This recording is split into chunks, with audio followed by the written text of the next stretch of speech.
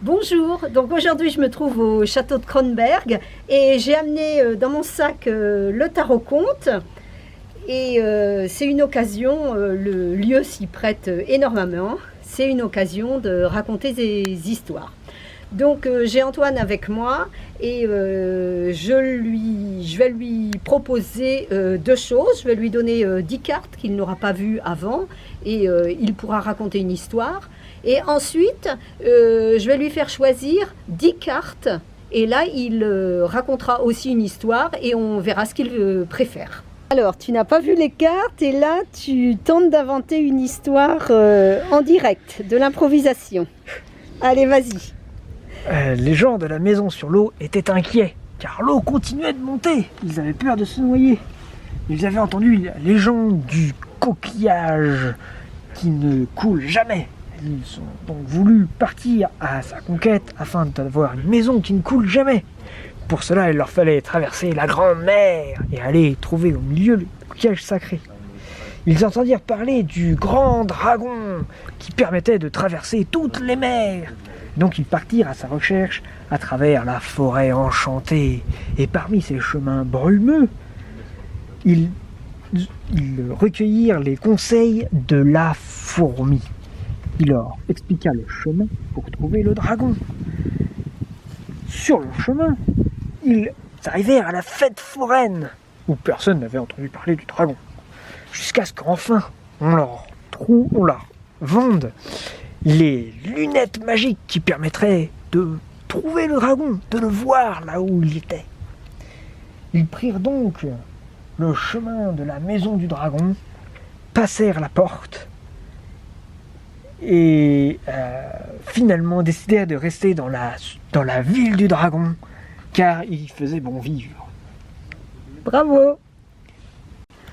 Alors, nous avons notre jeune Antoine qui choisit ses cartes cette fois-ci pour faire une histoire.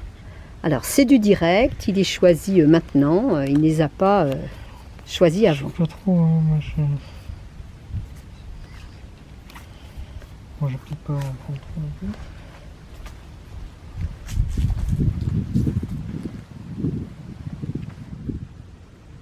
Le temps qu'il choisisse ses cartes, je vous montre la vue. Le château était très bien placé. On voit Francfort au loin. On peut voir arriver les ennemis. Alors, ça y est? Combien t'en as choisi? J'en ai 12. Là. 12?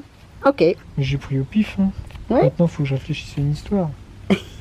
Allez, on te laisse réfléchir.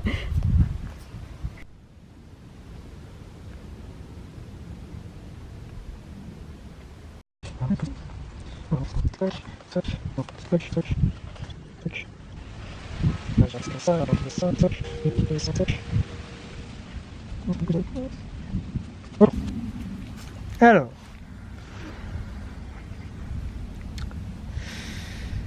c'est l'histoire de jeunes aventuriers qui discutaient autour d'un feu de camp de comment ils allaient faire fortune.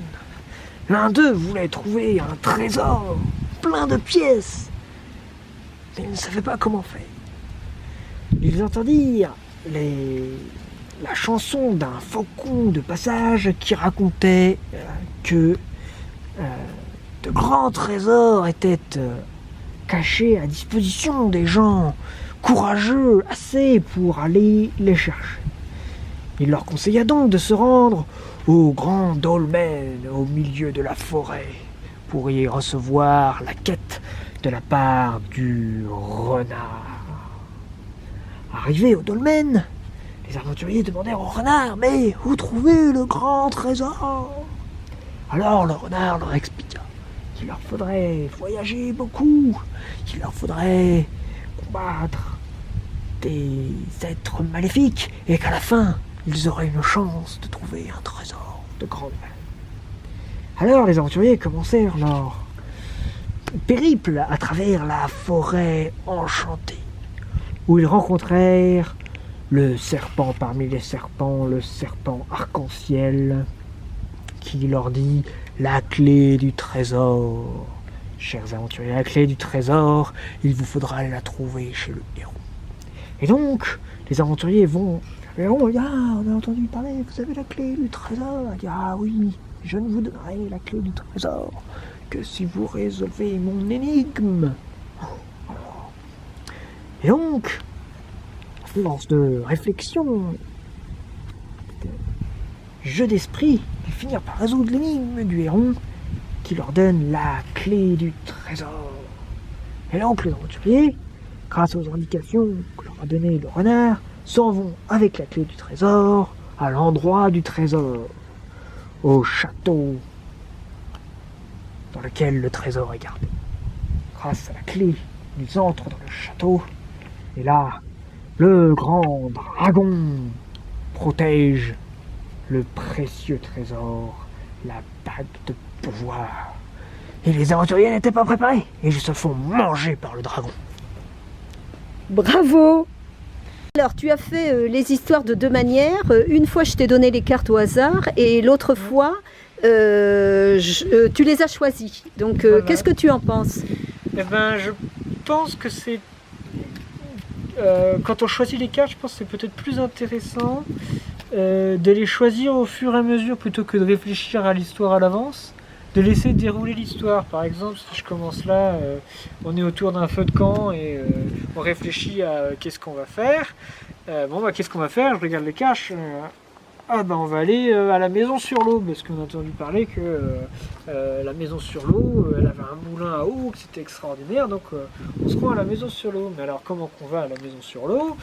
On y va à dos de dragon. Donc on se promène à dos de dragon pour aller à la maison sur l'eau. D'accord. Alors là, tu as le jeu en entier et tu choisis au fur et à mesure les cartes qui t'intéressent pour continuer ton histoire.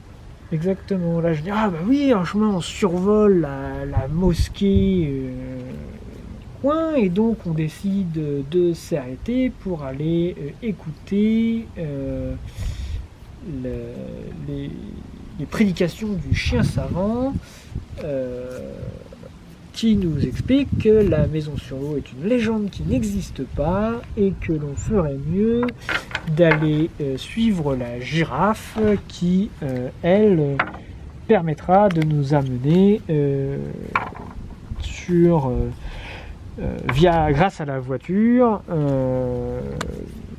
à l'endroit où se situe le grand livre du savoir, qui nous permettra de trouver le temple oublié de la connaissance.